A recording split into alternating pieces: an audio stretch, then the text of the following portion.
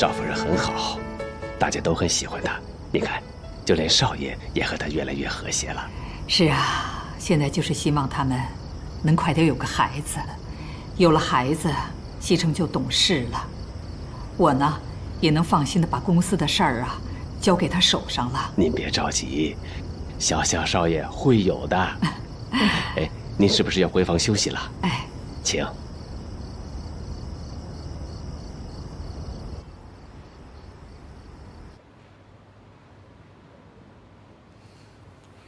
何锦溪，你睡了吗？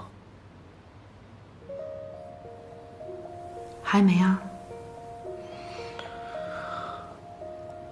聊会儿天吧。说真的，我真的没有想过我会这么早结婚。还有，刚开始我对你没什么好感，真的。不过这段时间我发现你跟我想象的完全不一样。就像我奶奶说的一样，你是个好女孩，所以我不想逼你做你不愿意做的事儿。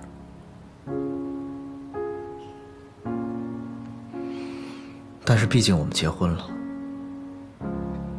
我们以后还要生活在一起，所以我想，我们还是从男女朋友开始做起吧。你说呢？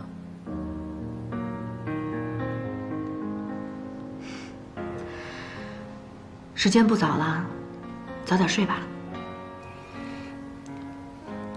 晚安。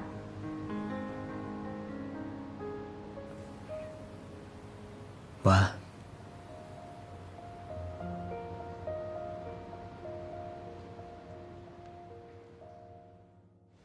你新买了一个包啊？对呀，LV 的，好看吗？好看，大牌子哪有不好看的？多少钱买的？男朋友送的。要是我自己买啊，我可舍不得。顾总，啊，顾总好。走。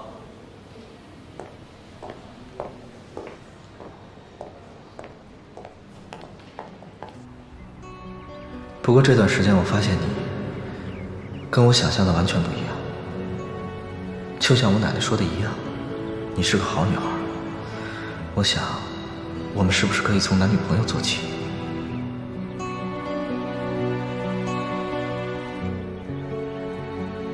我只是想提醒你，在我回去之前，看好顾西城。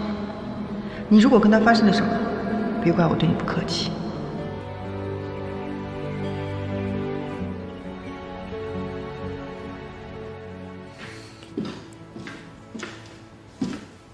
安安，进来一下。进。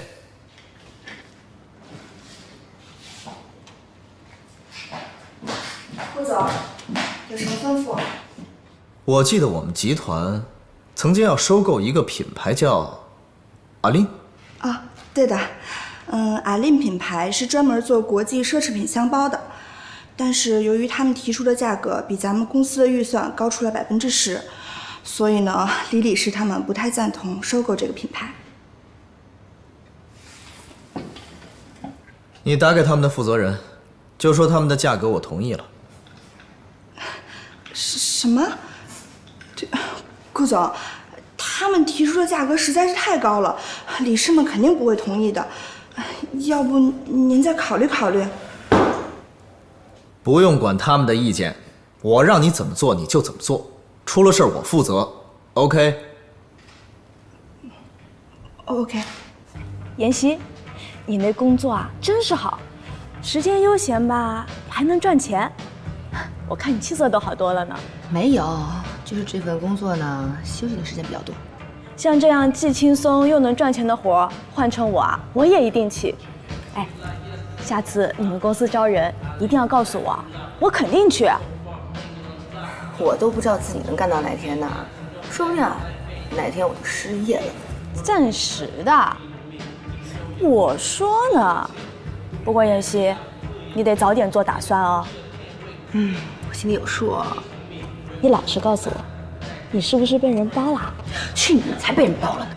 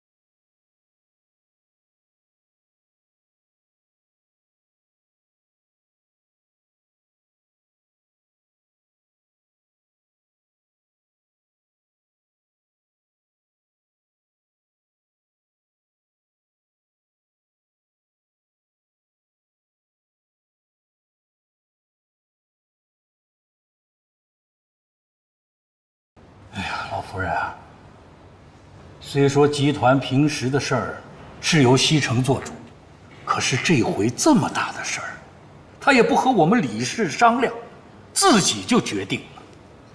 明明在价格上还有商量的余地，可结果呢，他这一出手就比预算多出了10%的价格呀。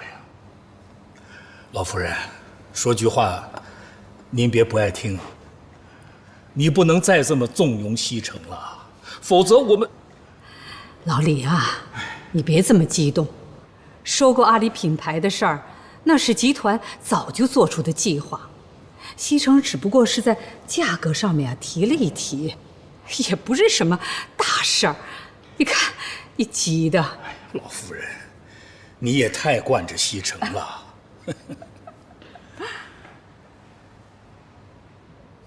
李叔，您来了。西城啊，你李叔来啊，就是想问问你，收购阿里品牌的事儿。你收购的价格，比我们预期的价格可是高出了10%。原来李叔是无事不登三宝殿的，其实也没多大的事儿。对方呢一直压着价格，就算我们再僵持下去，他也不会降低价格了。再说了，这10%也没多少钱。以这个品牌在国内的升值空间来讲，这钱很快就会赚回来的。哎呀，可是超出去那一部分不是小数目啊，西城。李叔，您年纪大了，今时不同往日，很多东西跟你们当年不一样，很多东西要做就得立刻做，免得夜长梦多。奶奶，我有点累了，我上楼休息了。老夫人，你看见了吧？根本就没把我们放在眼里，嫌我们老了。别气了，孩子有一句话说的是对的，年纪大了生不得气。